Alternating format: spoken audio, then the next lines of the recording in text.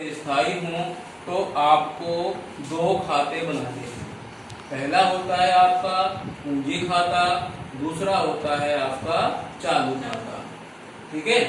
अब जब पूंजी खाता हम बनाते हैं तो वैसे प्रत्येक व्यक्ति का अलग अलग खाता बनाना होता है, लेकिन साझेदारी में हम उन खातों को खानेदार विधि से बना सकते हैं।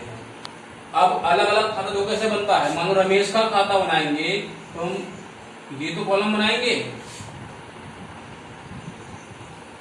पर्टिकुलर अमाउंट, पर्टिकुलर और अमाउंट। ये पर्टिकुलर खाता हो गया।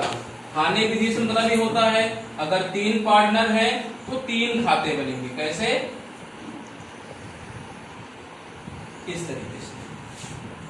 अगर 3 पार्टनर हैं तो 3 खाते, 4 पार्टनर हैं तो 4 खाते। ये जो विधि है ये हमारे कौन सा मेथड है? ये खानेदार विधि से साझेदारों के पूंजी खाते। इसको हम पर्टिकुलर अलग अलग बना सकते हैं। जैसे हमने यहाँ पर 3 लाइन में बना दिया है, एक क्वेश्चन को 3 बना दिया 3 लाइन में। वैसे क्या होगा कि 3 अलग अलग कॉलम बनाने पड़ेंगे। बात समझ में आ गई? तो इस तरीके से हम पूंजी खाते बनाएंगे और वो बनाएंगे खानेदार विधि से। तो अब इसमें 2 खाते बनने हैं। पहला होता है साझेदारों का पूंजी खाता, पार्टनर्स कैपिटल अकाउंट, और दूसरा होगा पार्टनर्स करंट अकाउंट, साझेदारों का चालू खाता। इस तरीके से 2 खाते हम बनाएंगे। कब बनाएंगे? जब साझेदारों के पूंजी खाते स्थायी होंगे। पर्टिकुलर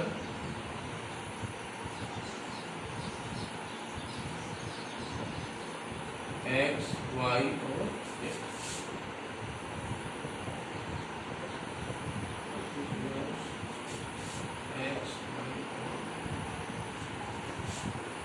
पार्टनर्स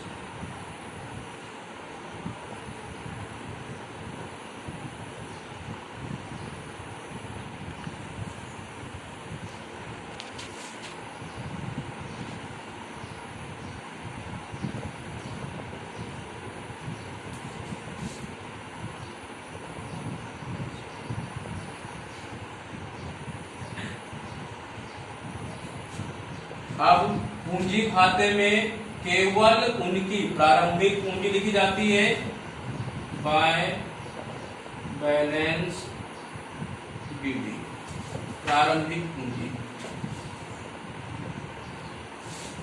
और इसके बाद यदि अतिरिक्त पूंजी लगाते हैं तो by cash additional capital,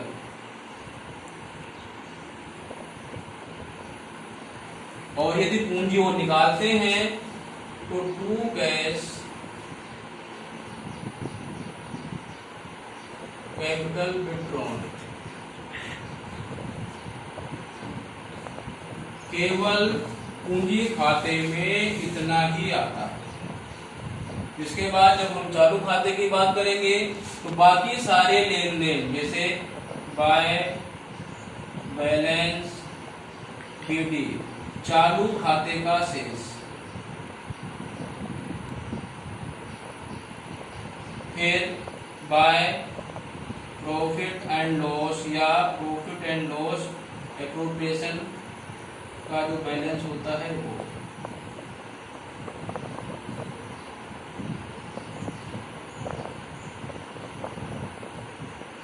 bye partners salary,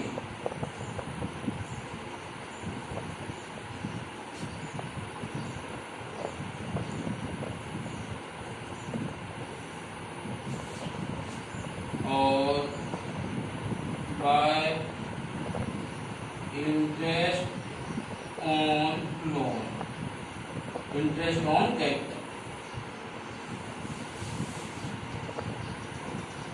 ये सब इसके क्रेडिट साइड में आते हैं।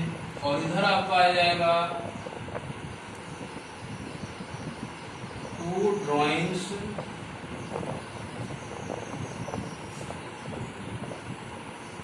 और 2 इंटरेस्ट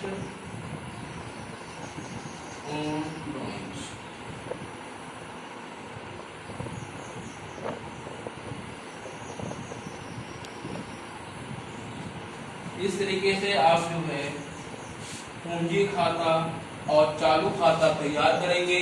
कब तैयार करेंगे? जब पूंजी खाते स्थायी होंगे। When capital is fixed, when capital is